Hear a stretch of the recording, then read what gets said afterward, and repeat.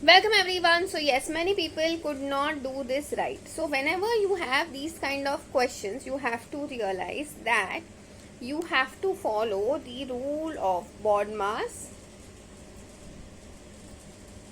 or some people even follow PEMDAS, where D and M stands for what? Division.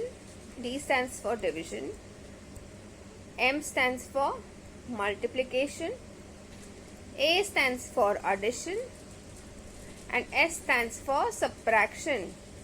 Okay, so using that logic, you need to realize that you have to follow this pattern while solving any of these kind of sums.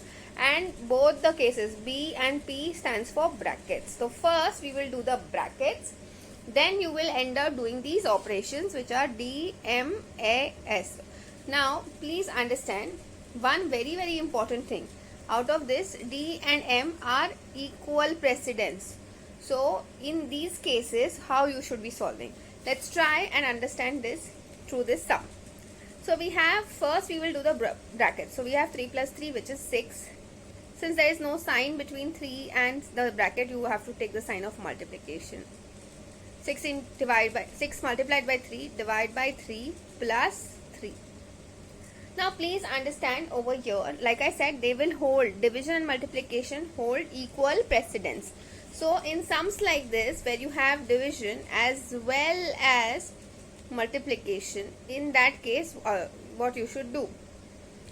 You should go just left to right. Whatever operation comes first from your left hand side has to be done first.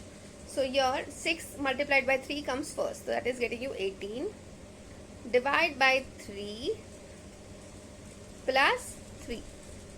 So now 18 divided by 3 gets you what? 6 plus 3. So answer for this question is supposed to be 9. I hope this is very clear to everyone. That's it for today. I will see you in the next video.